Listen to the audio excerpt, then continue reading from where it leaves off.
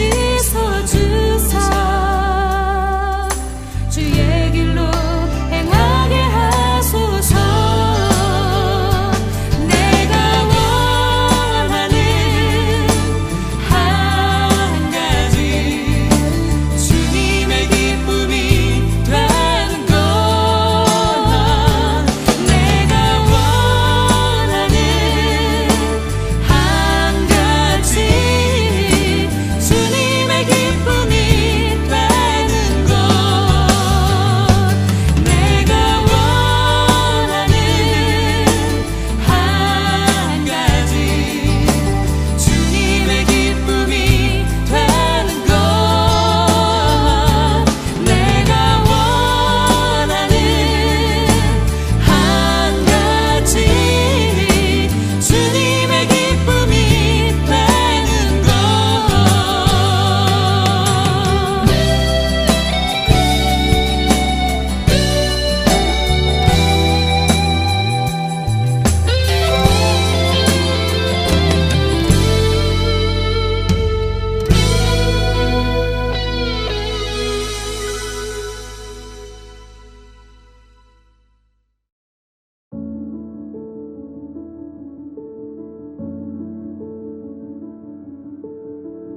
형제들아, 우리가 너희에게 구하노니 너희 가운데서 수고하고 주 안에서 너희를 다스리며 권하는 자들을 너희가 알고 그들의 역사로 말미암아 사랑 안에서 가장 귀히 여기며 너희끼리 화목하라.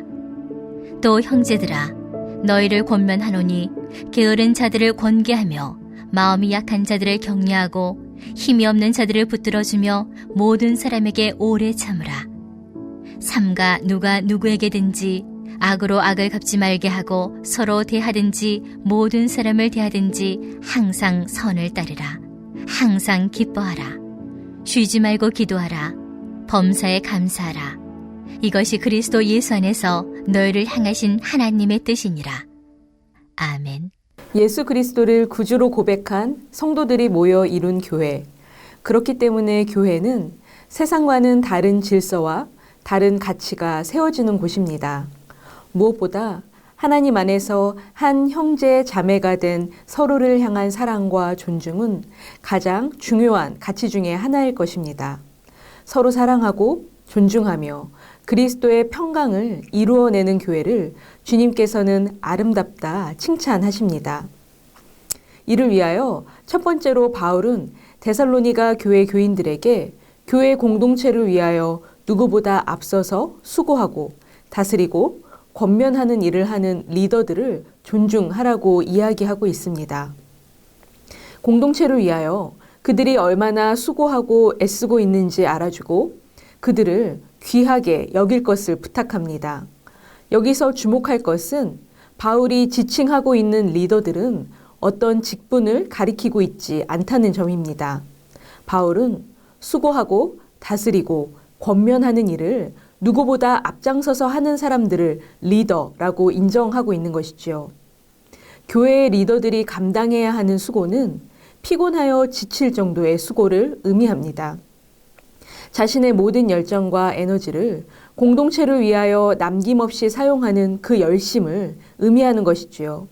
책임감을 지니고 자신의 모든 것을 쏟아부어 아낌없이 수고하는 이들을 통하여 교회 공동체는 튼튼히 세워져 갑니다.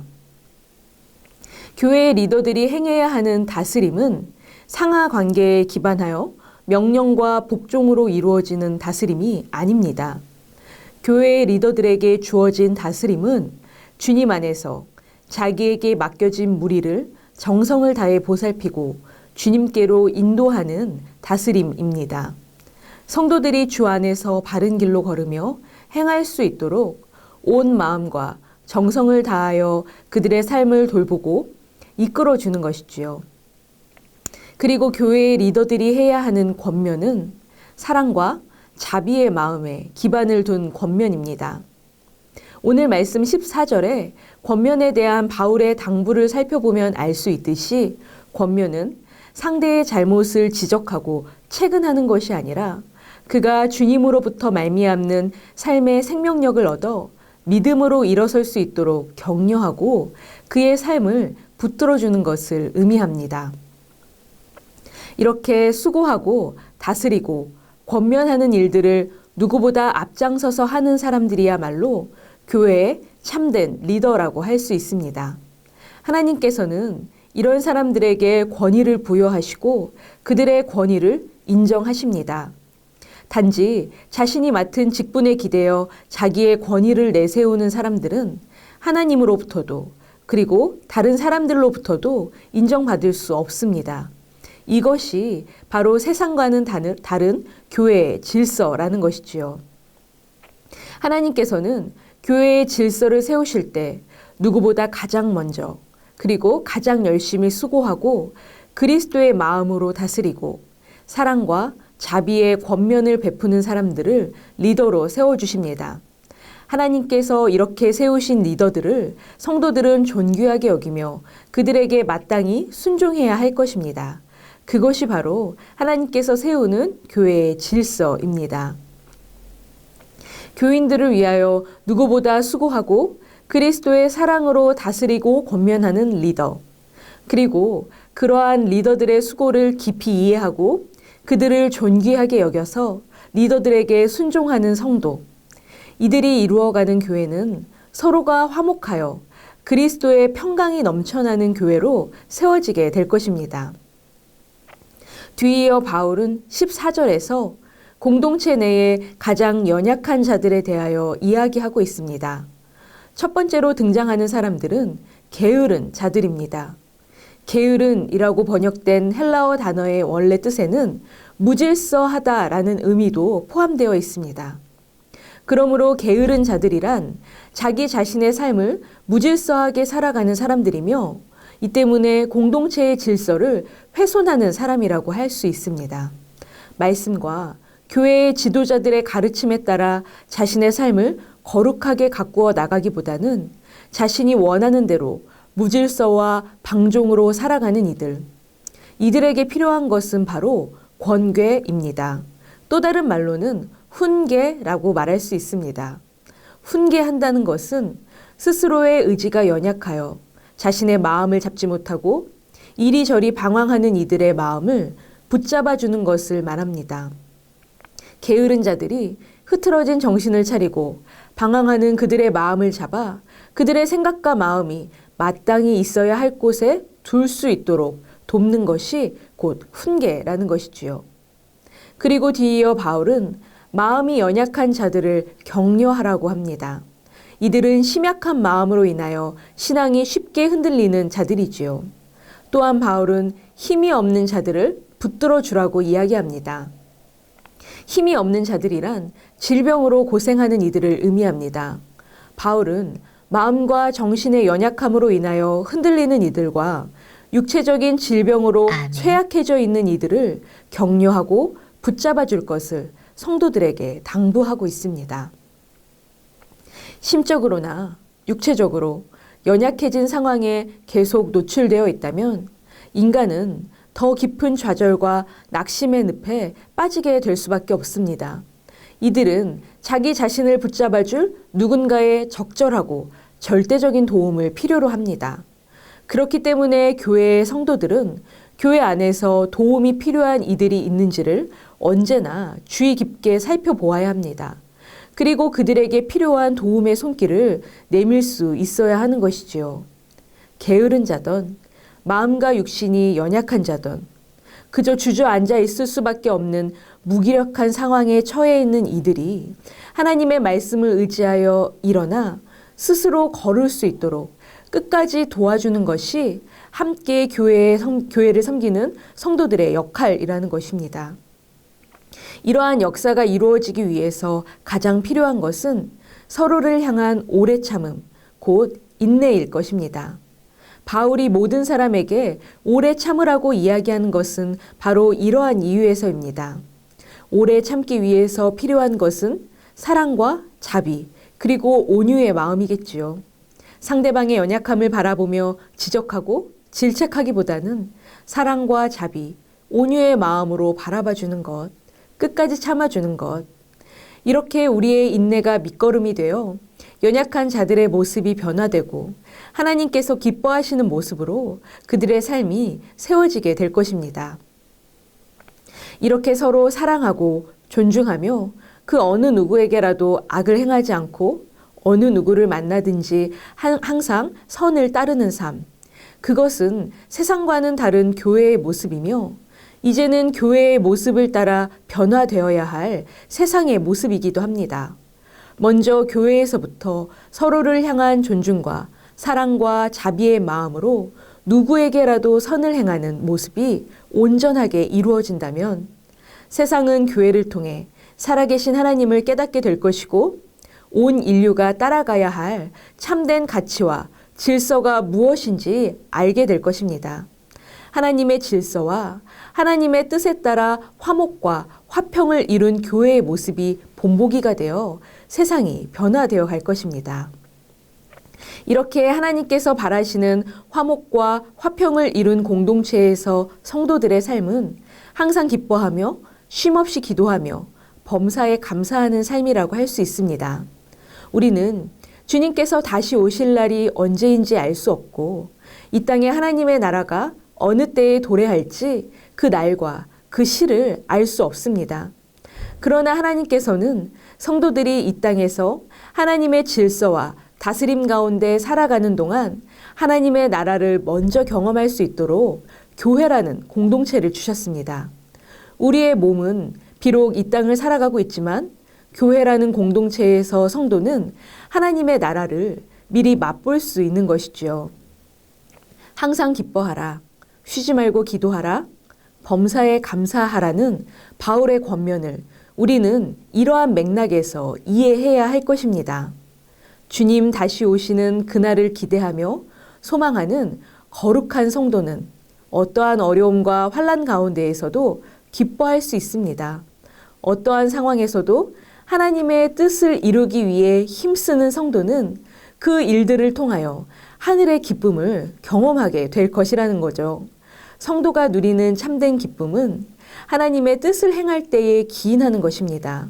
내가 오늘 여기서 행하는 하나님의 뜻이 장차 이루어질 하나님 나라의 삶의 방식이며 하나님께서는 하나님의 뜻을 행하는 이들을 통하여 영광 받으시고 기뻐하신다는 것을 깨달은 성도는 언제 어디서나 신앙을 지키며 믿음으로 살아갈 수 있습니다. 그러나 쉽지 않은 이 길을 걸어갈 때에 교회 안에서 서로 공동체를 이룬 이들과 함께 우리는 하나님의 뜻대로 살아갈 수 있는 힘을 얻게 됩니다. 리더들의 수고와 가르침 그리고 권면을 통하여 연약한 자를 붙들어주는 성도들의 도움으로 인하여 우리는 하나님의 뜻을 행할 수 있는 힘을 얻게 된다는 것이죠. 나의 수고와 헌신과 오래 참음으로 인하여 누군가의 삶이 하나님의 말씀 가운데 세워진다면 또 누군가의 수고와 헌신과 오래 참음으로 인하여 나의 삶이 하나님의 뜻을 행할 수 있는 힘을 얻는다면 그 어찌 기쁜 일이 아닐 수 있겠습니까? 그렇기에 하나님의 뜻을 행하는 성도는 항상 기뻐할 수 있는 것입니다. 그리고 이 일을 이루기 위하여 우리가 해야 하는 것은 바로 기도입니다. 언제 어디서나 모든 순간순간마다 나의 삶을 통하여 하나님의 뜻이 이루어지기를 기도하는 사람들을 하나님께서는 기뻐하십니다. 이들의 모습을 통해 하나님께서 기뻐하시는 것은 물론이요, 모든 성도와 그리고 온 세상이 하나님의 기쁨으로 충만하게 될 것입니다. 삶 속에서 하나님의 뜻을 이루기 위하여 기도하고 내가 하나님의 뜻을 이루는 자로 살아갈 수 있음에 기뻐하는 사람들은 범사에 감사할 줄 아는 사람들입니다. 연약한 우리의 삶을 구원하셔서 오늘도 하나님의 뜻을 이루는 자로 살아가게 하시고 상황이나 환경에 상관없이 하나님의 뜻을 행하며 기쁨을 누리며 살아가게 하시니 우리는 하나님 앞에 감사할 수밖에 없는 것이지요. 우리의 삶이 이렇게 기쁨과 기도와 감사로 넘치는 삶, 이것이 바로 믿는 자들, 성도들을 향한 하나님의 뜻이라고 바울은 이야기합니다. 하나님께서는 우리가 정말로 그러한 삶을 살아가기를 원하십니다. 그리고 우리에게 이러한 삶을 살아갈 수 있는 기반으로서 교회를 허락해 주셨습니다. 교회 안에서 우리는 예수 그리스도를 나의 구주로 고백한 성도들과 함께 힘을 모아 발을 맞추어 기쁨과 감사와 기도가 넘치는 삶을 살아가게 됩니다. 때로는 나의 믿음이 연약해졌을 때 하나님께서는 나를 위하여 수고하고 하나님의 말씀으로 이끌어주는 교회의 리더들을 통하여 나를 회복시켜 주십니다. 나의 삶을 든든하게 세워주십니다. 그리고 때로는 누군가의 연약함을 돕는 자로 하나님께서는 우리를 사용하여 주십니다. 이렇게 서로가 사랑하고 존중하며 자비와 온유의 마음으로 서로를 오래 참을 줄 아는 화목하고 성숙한 교회 공동체는 이 땅에 미리 이루어진 하나님의 나라요, 이 땅을 살아가는 성도들의 피난처요, 이 땅에 하나님의 뜻을 밝히 드러내는 등대와도 같은 곳이 될 것입니다. 우리의 교회가 이러한 모습으로 세워져서 전주 안디옥 교회에 속한 성도라면 누구든지 하나님의 뜻 안에서 항상 기뻐하고 하나님의 뜻을 이루기 위하여 쉼없이 기도하며 나의 삶을 통하여 하나님의 뜻이 이루어졌음에 감사하는 삶을 살아가기를 소망합니다.